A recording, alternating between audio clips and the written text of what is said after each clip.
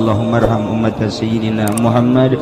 Allahumma anfa'na bima 'allamtana wa 'allimna ma yanfa'una wa zidna ilma. Jadi lamun urang taklid ka mazhab Hanafi nu ngazakat teh meunang make nakdan uang belanja make duit ngazakatna kudu poe lebaran. Timimiti maghribna lah malam takbir. Urang ari taklid ka mazhab Hanafi make duit belanja negara ari ngalaksanakeunana jauh keneh ka lebaran. Cak Hanafi heuh sia deuk nuturkeun ka aing mah malam takbir atuh ulah namehna. Oh ari taklid ka Hanafi ari waktu urang make Syafi'i tekan teu beres tadi di negara urang teh teu beres barang loba PKS barang aya Persib jadi kos gitu di negara mah udah kiai baheula mah hebat boga non make beas jual beli eta tuturkeun cenah ada taklid ka Hanafi engke atuh malam takbir ngazakatna tuh udah kumaha ayo coba ari taklid ka Hanafi ari waktu make Syafi'i cak Syafi'i teu meunang atuh make harga mah aing mah kuduna make kut beas taklid ka Hanafi cak Hanafi taklid ka aing mah engke atuh malam takbir taklid deui ka Syafi'i cak Syafi'i ulah make duit atuh make beas taklid ka Hanafi cak Hanafi engke atuh malam takbir. Jadi ku Hanafi teu di aku ku Syafi'i teu di aku mudabdabun bainal pondok wal pasar kemis. Aduh takos gitu kan jadi orang jahot minimal jang urang lah sing hade urang lamun dek ngazakat fitrah. Wa qala Syafi'i lan ngucap sapa Imam Syafi'i wa Ahmadu lan Imam Ahmad cak ucap ing lapat tajib wajib ya zakat bi ghurubi syamsi akhir yaumin kalawan suruh sarangenge akhir dina min Ramadan saking Ramadan lianal fitra min Ramadan kana satuna fitri kang betul saking Ramadan wa kumi kuranana ya fitri kana satuna buka min Ramadan iku aranana ya fitri illa bi ghurubi syamsi angin kalawan suruh sarangenge min akhir yaumin minu saking akhir dina minhu saking Ramadan tuh. Jadi lamun wajibna cek Syafi'i mah gurub cek Hanafi mah tadi poe lebaran fajar aja. Pagod galo so amma ta'jiluha anapan utai ngagiakeun zakat iku pagod galo so maka teman ngucap sapa Imam Syafi'i anu satuna kalakuan yajuz iku nang ikhraja ngapa metuakeun zakat min awal Ramadan saking awal Ramadan liwujud sababnya kena wujud sababe zakat ngan cek Imam Syafi'i nakjil zakat ngagugurakeun zakat meme waktu menang menantirai min awal Ramadan di awal bulan Ramadan begitu masuk awal Ramadan geus diperbolehkeun ngaluarkeun zakat cek mazhab Syafi'i sebab liwujudi sababnya kulantaran ayat sababna naon puasa sabab buka adalah puasa nuantak menang asal masuk Ramadan sababna puasa sababna lebaran adalah Ramadan maka menang timimitina wa qala Malikun rahmatullah ngucap sapa Malik dan Muhammad ya juzu ta'jil wa yauman wa yaumin waqt wanang apa ngagiakeun zakat insadina tawa ingrong dina pakota cek Imam Malik cek Imam Malik tadi cek Imam Ahmad bin Hambal digugurakeun meunangan ulah ti awal teuing sapoe sebelum lebaran atawa 2 poe sebelum lebaran meunang masyaallah wa baratul hanafiyatul lan mutasabba mazhab bangsa Hanafi ucap-ucap nilata dia juzu taqdimuha wenang apa andikakeun zakat mutlaqan dari mutlak min ghairi tafsil saking orang dan perinci min baina mudatin wa mudatin in dalam antara masalah sahih ingat saya kaul salian sabab wujud kena satu sabab wajib qad wujida ikut temen wujud temen-temenmu ya sabab wa huwa lan utawi ya sabab man tazamuhun nafaqatu iku wong kang wajib ku iman apa nama keman menang diheulakeun sakadar menang cek mazhab Hanafi oge tanpa aya masa sareng sapeung An-Nabi Sa'id Al-Khudri wallahu a'lam bissawab.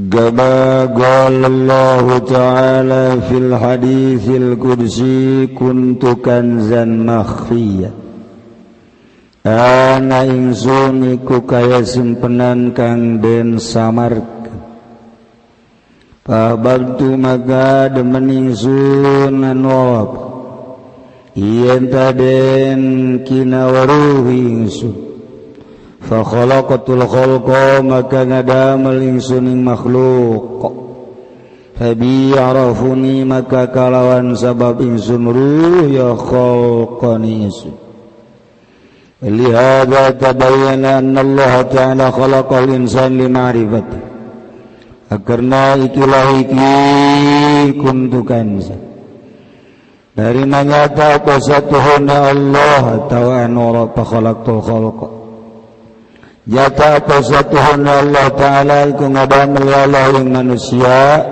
lima'rifati karena ma'rifati Allah bal ma'rifatu ala nawaini maka utai ma'rifat ikut tetap ingat serong warna ma'rifati sifatillahi ta'ala siji ma'rifat ing sakahe sifat Allah ta'ala wa ma'rifati zatihi lan ma'rifat ing zat Allah wa fa ma'rifatu sifat takunu hal wal jismi fid darain maka utai marifat ing sakahe sifat iku ana ya marifat iku dungduman jisim ing dalam dasar wa ma'rifatu zat takunu hawruhil qudsi fil akhirat lan utai marifat zat iku ana ya ma'rifatu zat iku dungduman ruh qudsi ing dalam akhirat kama qala Allah taala kaya oleh ngadamal sapa Allah taala wa ayyadnahu biruhil qudus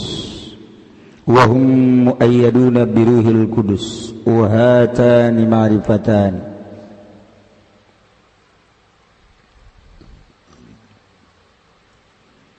cek Allah tepati kaula ngadamel ka jin jeung manusia kecuali supaya ma'rifat supaya nyaho kakaula faman lam yarifhu maka jelma nu teu nyaho ka Allah kaifa yabuduhu da kumaha bisa ibadahna ka Allah ja nyaho ge henteu di mana-mana urang can nyaho ka Allah ibadahna sadaekna sakadar budaya maghrib lantaran rame main bola jeung teuing teu salat ge teu wauh ka Allah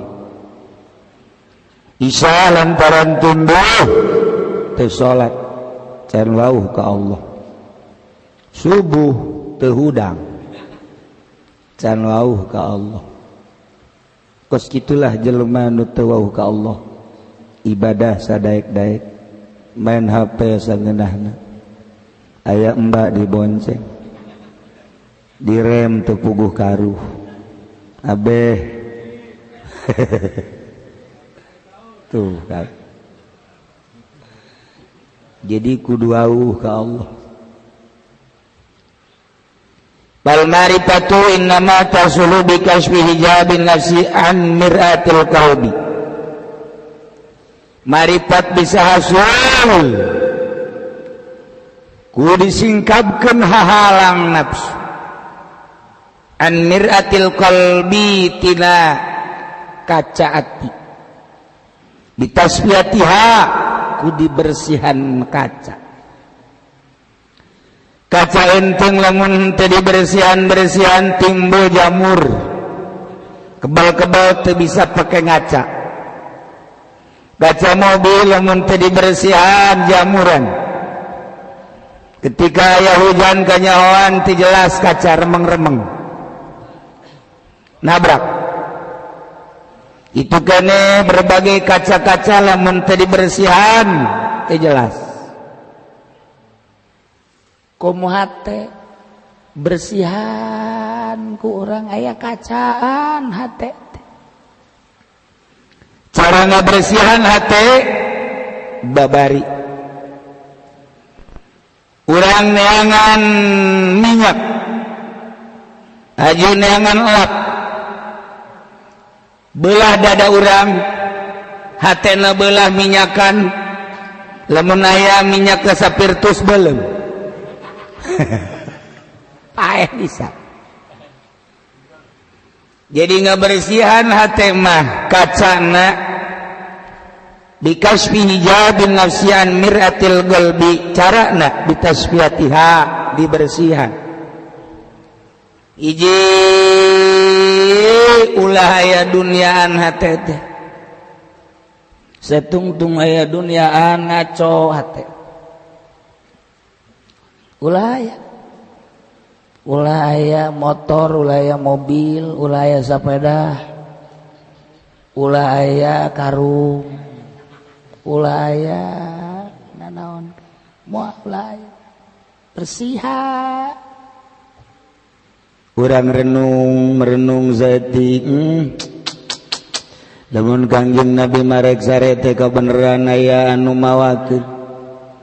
Dahareun eta Kangjeng Nabi langsung ngagero-gerokeun ashabu sufah dibagi-bagi ke kebeneran aya nu ngiriman duit 1000 dinar Kangjeng Nabi kaluar heula ti imah langsung dibagi-bagikeun ditaros ku sahabatna Tuhan make jeung dibagi-bagikeun deui cak Kangjeng Nabi ulah keur salat Isya inget di imah aya duit anu kikiriman nah ieu ulah keur salat aya bayangan duit teh aya kene mantak gegeran bae nu biasana mantep salat Isya Kangjeng Nabi diuk rada lila ieu mah buru-buru mantak sahabat naros aya naon tuan buru-buru amat deuk kabagikeun duit percis kos Haji Pendi bener Haji Pendi bener ngaji pan buru amat ieu tas salat Isya teu gegeran biasana sok rada wiridan bae buru-buru amat beusi tinggaleun dek gariung ban berkat na lumayan Kangjeng Nabi mah dek mikeunan duit Haji Pendi mah gegeran dek neangan duit pan eta mah bapana goblok tamat gegeran lah beda mentak di dieu aya bahasa ternyata Nabi ge pernah horenganan di dunia salat di jero hatena terganggu ngan ai urang mah terganggu na kulantaran resep kana dunia Kangjeng Nabi mah lantaran aya dunia can kabagikeun kaganggu sakedeung gegeran Kangjeng Nabi dibagi-bagi cek Siti Aisyah nah Tuhan make buru-buru cek Kangjeng Nabi kula teu resep jasa mun sare masih kene tersisa aya dunia di imah pohara jasa tuh geus ngadege jauh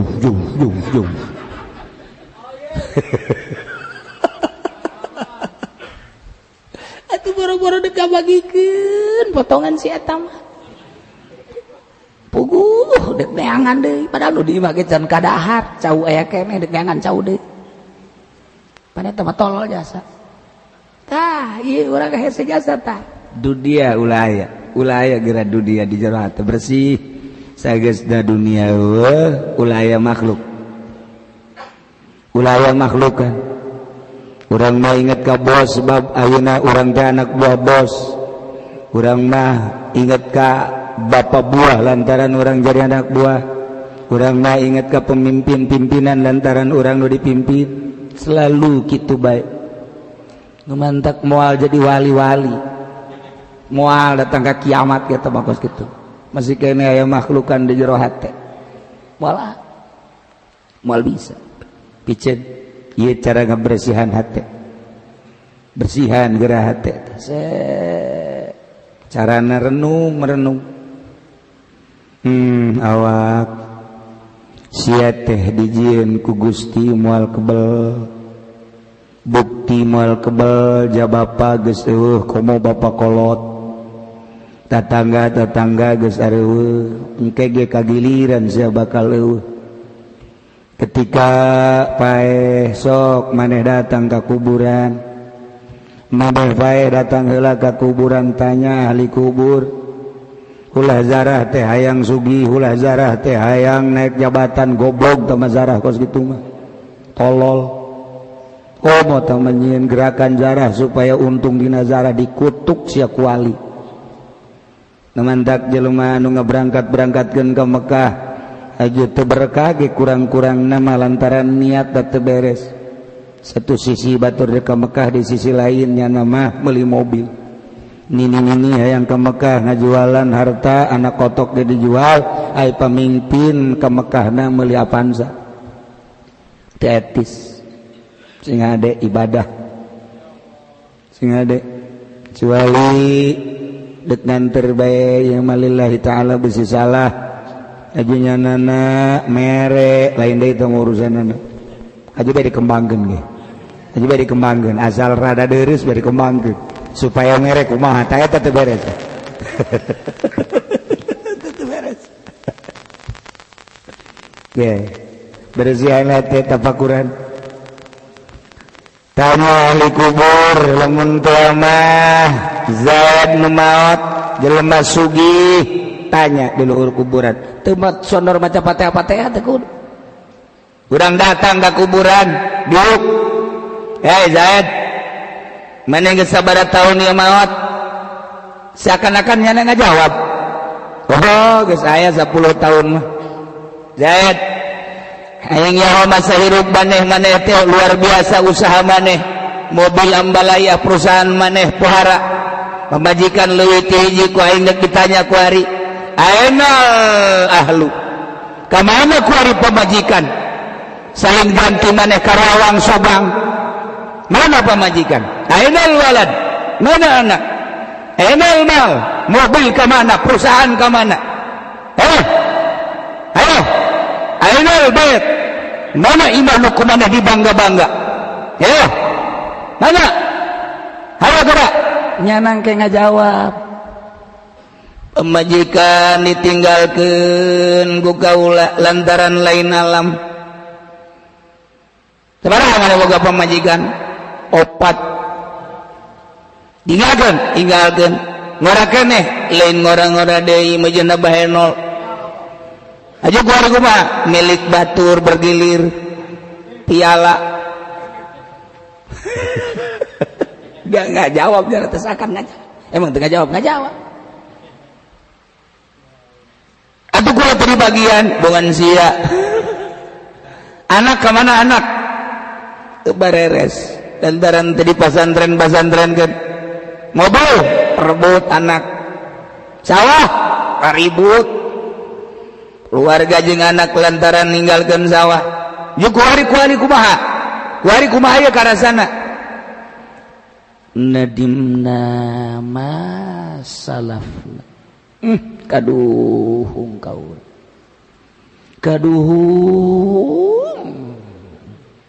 pagawean nuti heula nadimna masalafna pemajikan loba teu dididik horenganan di jero kubur ngutuk ka kaula gara-gara nyandung aju ieu gilirna henteu adil kula dikutuk di jero kuburan teh mobil nindihan kula sawah nindihan kula pemajikan gitu kene anak demo ka kaula nadimna masalafna ngajawab tah kembali ke diri urang tuh geuning nu loba harta ditinggalkeun pamajikan ditinggalkeun sagala ditinggalkeun awak ulah hayang sia kana dunia ulah hayang hina dunia teh core dunia teh lalagaan dunia teh ngejerumuskeun cak Kangjeng Nabi adunya bahrun amikon gorikon nasung katir. Mulai orang setik-setik kuari TV jual meuli nu anyar. Tuh, jangan bang, kos gitu bebas, goblok. Tolol panjana. Mobil jual meuli deui. Malah menyala malain jual. Dicokot kuno hararideng teh orang Ambon.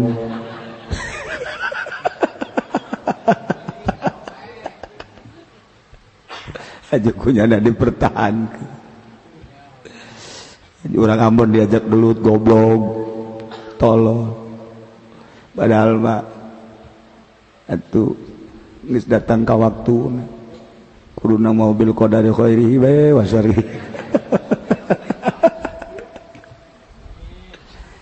Nasihatan awak urang tafakuran awak kai hayang ka Allah macana kudu ninggalkeun dunia kudu dinangkel makhluk kulaya anu jadi tatagenan makhluk teh sugan urang tatagenan ka kolot ulah aya pikeun tatagenan kana harta pikeun tatagenan ka bos pikeun tatagenan ka atasan pikeun urang boga kawau jenderal tatagenan ka jenderal pikeun urang boga kawau Jokowi komo kuru ulah tang ulah aya tatagenan hiji Allah ulah dunia geus eueuh makhluk geus eueuh hiji mentak kudu mengasingkan diri urang kudu mengasingkan diri ka leuweung kudu mengasingkan diri ka gunung eta teh urang teh geus ulah aya hubungan-hubungan mantap jelema ka Allah mah moal hayangeun boga HP satungtung boga HP berarti hubunganna lain deuk jeung Allah jeung makhluk lain gitu cenah ieu mah kiai ieu mah pan boga urusan usaha berarti kan boga urusan usaha lain jeung Allah ji lain gitu cenah ieu mah boga pamajikan berarti kan tatagenan jeung pamajikan ji lain gitu cenah ieu mah pan kula boga bos berarti tatagenan ka bos ji atuh cenah lain kitu mah kudu kumaha ulah urusan jeung dunia urusan jeung makhluk mah atuh tah mah hese nu mantak jadi wali hese teh gos kitu bego mun babari jara di wali kabeh emangna wali ngan zikir doang ilallah aja boga hubungan jeung bupati jeung gubernur ya kos kitu mah ahli torekat mikung kos kitu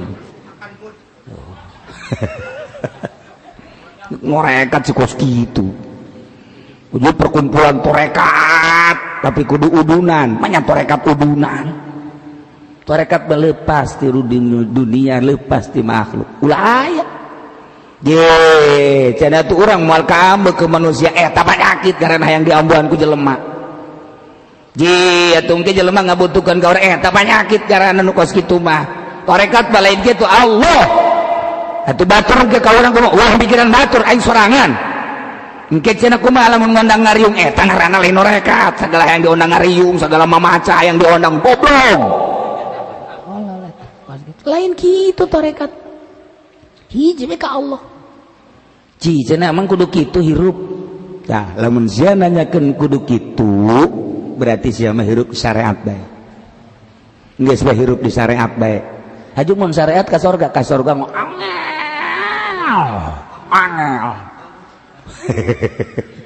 angel haju eta norekat bener kan teu ulah nona bener jeung teu sia mah kos Amin Rais bae Amin Rais itu mah begitu mah kamu salah masa hirup harus menyendiri salah teu nyahoeun bag-baganan nya teu nyahoeun ieu teh deuk ngalepaskeun dunia deuk ngalepaskeun makhluk ketika geus bersih ulah hayang nanaon dianjurkeun supaya bermasyarakat ngaji jeung masyarakat ajak masyarakat ketika urang geus lempeng ketika ngaji jeung masyarakat teu hayang dibere teu hayang dimuliakeun teu hayang diagungkeun anu ngomongkeun teu peduli kajen teuing can paham berarti ketika urang ceramah geus teu hayang amplop teu hayang naon hayang ge jerona eta pan eta kos kitu deui bae tolol teh Pak ulah aya naon geus berhasil deuleu Kitu khulafaur rasyidin berjuang tanpa hayang imbalan berhasil. Dewa tabiin berjuang tanpa hayang imbalan berhasil. Dulu para wali sanga berjuang berhasil lantaran teu hayang imbalan. Ketika urang hayang imbalan datang ke modal sia moal berhasil. Paling gajian imah. Paling beli mobil kos kitu hasilna. Ulah hayang nanaon. Waduh, cenah tuh mata mah hese, nu mata jadi wali hese ge. Geus kieuna lain zikirna. Sama illallah, illallah, illallah, nu cau. Illallah. Nah eta salah. Mengasihkeun diri dua hese ge. Nu mentak torekat teh lain zikir mah sekadar alat. Norekat mah pagawean tingkah. Teu kudu ngomong-ngomong norekat mah. Torekat abdi Naksabandi. Teh. Torekat abdi Qadiriyah. Teh. Torekat abdi Supendia down. Torekat Supendia mengising ngalulu tamatu.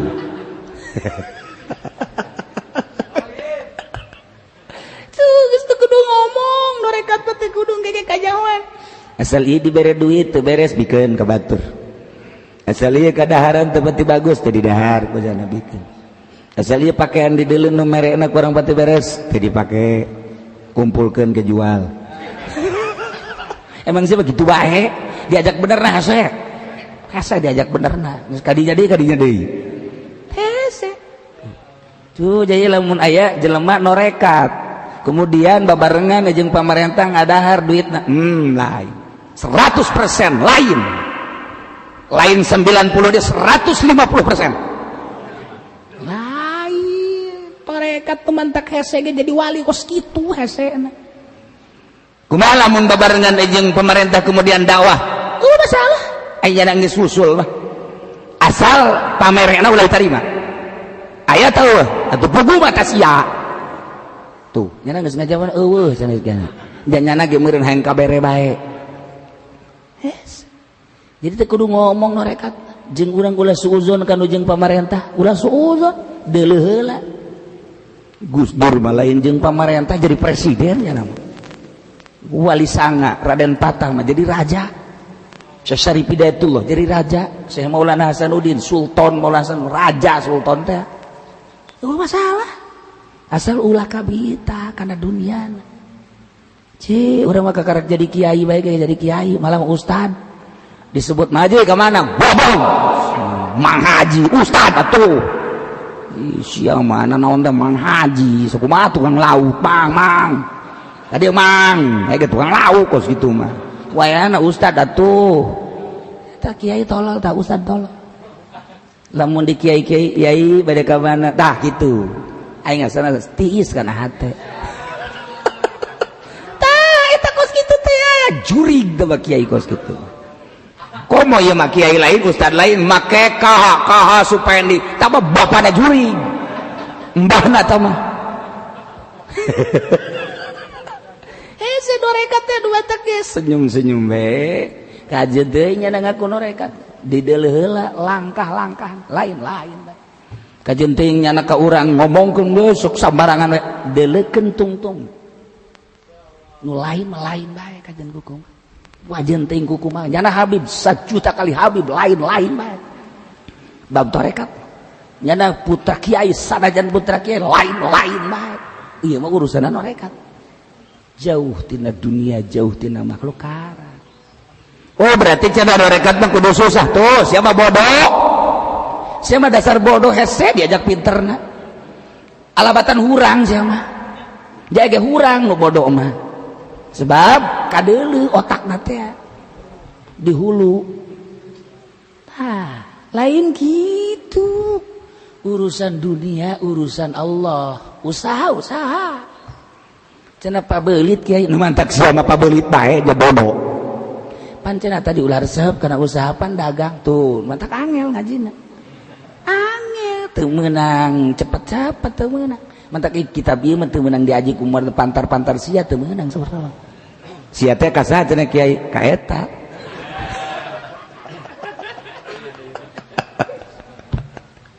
Ieu mah kudu kelas masantren. Kelas anu geus mantep karak gaji ieu. Da cenah kiai kula deuk dilarang deuk ngadengikeun mau dipake ya geus mah. Ya masih bang hanya doang. moal saha nu deuk make zaman tas ngaji ieu minta doana supaya dagang maju deuk naonana tuh kakar kecil keneh hayang ngaji anti dunia aju minta doana eta jelema ngaranna goblok eta pan atur mah ke isuk deui ke ulah kuari